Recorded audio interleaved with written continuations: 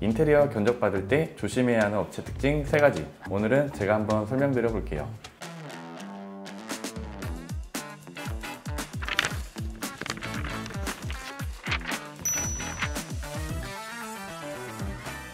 대표님, 조심해야 하는 업체 특징 첫 번째는 무엇일까요? 대부분 이제 인테리어를 하기 전에 예산이라는 그 기준을 정하시고 나서 이제 업체를 아마 컨택을 하시기 위해 여기저기 알아보실 건데, 대부분의 업체가 안 된다고 했을 때 된다고 하는 업체는 조금은 조심해 볼 필요는 있을 것 같아요.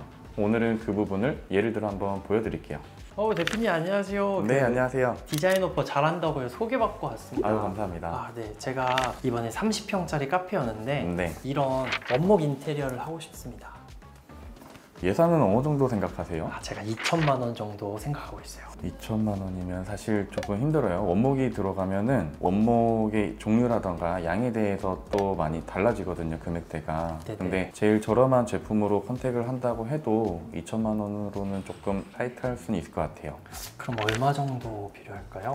일단은 디자인은 사실 잡아봐야 알겠지만은 그래도 3천만 원 전후로 보시면 좋을 것 같아요. 그래요? 네. 다른 것도 다 그러더라고요. 맞아요. 그러면 마지막으로 다른 데서 견적 받아봐야겠다. 네.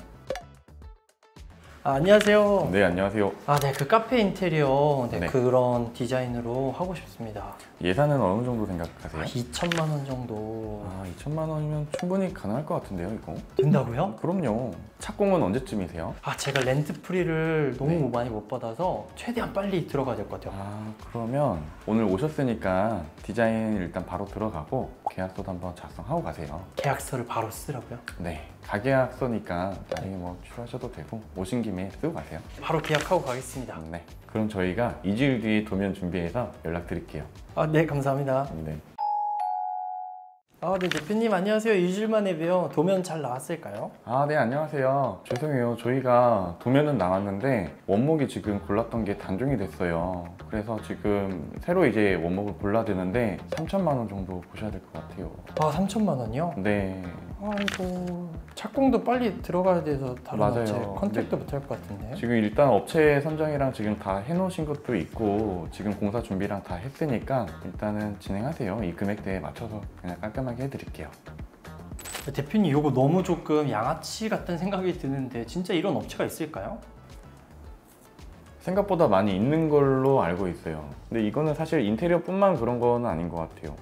예를 들어서 온라인으로 제품 구매할 때도 보면은 내가 알고 있는 값보다 훨씬 저렴한 값으로 이렇게 올라와 있는 것들이 있잖아요. 근데 걔네들을 실질적으로 이렇게 들어가서 구매를 할 때 보면은 배송비에서 많이 이제 올라가가지고 토탈 금액으로 봤을 때는 뭐 동일한다던가 그런 경우들도 있더라고요. 저도 알아요. 그 해외 구매 대행 같은 거 보면 배송비 5만 원 붙으면 가격 비슷해지고 이런 거 많더라고요. 맞아요. 그런 느낌이군요. 네.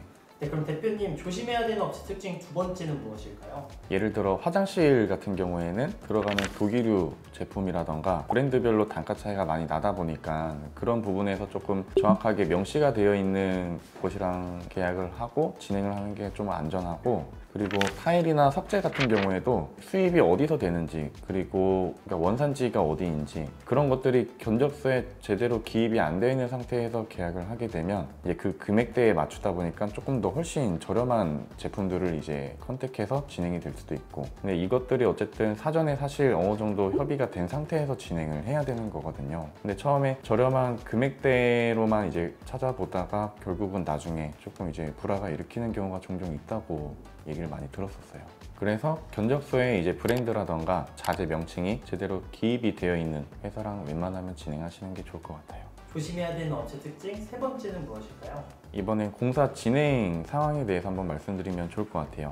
예를 들면은 똑같이 화장실로 한번 예로 들어볼게요. 화장실 공사를 할 때 보통 이제 기존에 타일 공사가 되어 있다고 하면은 그것들을 철거를 하고 이제 진행을 하실지, 아니면 덧방 공사를 하고 진행을 하실지. 근데 이것도 견적서에 뭐 일괄 공사라던가 표기가 따로 안 되어 있다라고 하면은 공사할 때 모르는 내용들이거든요. 이제 클라이언트 입장에서는 또 현장에서 타일 덧방하는 거를 이제 보시고 방이 좁아지니까 화장실이, 그것 때문에 부분에 또 이제 문제가 생길 수도 있고, 근데 그때 가서 철거를 한다고 하면은 이제 일정이라던가 아니면은 또 다시 방수를 하고 새로 이제 화장실 셋업을 해야 되는 그런 상황이 생기다 보니까 현장 진행이 어떻게 이루어지는지 또 한번 얘기를 해볼 필요는 있을 것 같아요. 그러면 그 공사 내용에 대해서 디테일하게 공유해주지 않는 업체도 조심해야 되겠군요.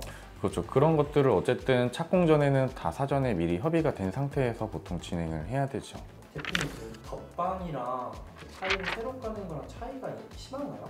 금액 차이가 나요.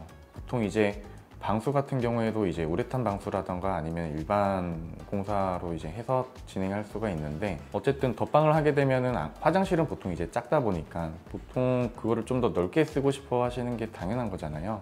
비용 차이가 이제 1,200만 원 정도가 날 텐데, 그것 때문에 추후에 이제 사전에 얘기가 안 됐었던 분들이 이제 계속 생기다 보니까 부담가 좀 생기죠. 그런 부분들. 그러면은 갑자기 공사 끝났는데 추가금이 막 몇백만 원, 몇천만 원이 추가되는 게 이런 부분일 수도 있겠군요. 그렇죠. 화장실이 한 칸이면은 괜찮은데 두 칸, 세 칸이 돼버리면은 배로 늘어나니까 그런 부분들은 좀 사전에 얘기하고 진행하는 게 제일 좋아요. 네, 대표님 그럼 정리 한번 할까요? 네. 첫 번째가 뭐였죠? 대부분의 업체가 안 된다고 했을 때 된다고 하는 그 업체는 조금은 조심해 볼 필요는 있어요. 도면이 나오고 나면은 이제 각약했을 때 당시에 나왔었던 그 금액보다 훨씬 더 추가가 돼서 얘기를 하는 경우들이 있거든요. 그런 부분들은 사전에 이제 명확한 금액 선을 좀 잡고 얘기를 하는 거가 좋을 것 같아요. 두 번째는 견적서에 이제 브랜드별이라던가 아니면은 자재에 대한 정확한 명칭이 기재가 되어 있는지 확인을 해봐야 되는 건데, 그런 것들도 지금 뭐 일괄 진행이라던가 그런 식으로 표기가 되어 있으면 추후에 어떤 자재가 들어올지 모르기 때문에 그런 업체는 조심하는 게 좋아요. 세 번째는 공사를 진행하면서 공사 진행 사항들 아니면 특이 사항들에 대해서는 견적서에 명확하게 기재를 하고 진행하는 게 제일 좋아요. 만약 이런 것들을 꼭 지키지 않는 업체는 웬만하면 피하시는 게 좋아요. 지금까지 인테리어 견적 받을 때 피해야 되는 업체 특징 3가지를 설명드렸는데, 이번 영상이 많은 분들께 도움이 되었으면 좋겠고, 다음에는 더 재밌는 인테리어 팁으로 돌아오겠습니다. 디자인 오프였습니다.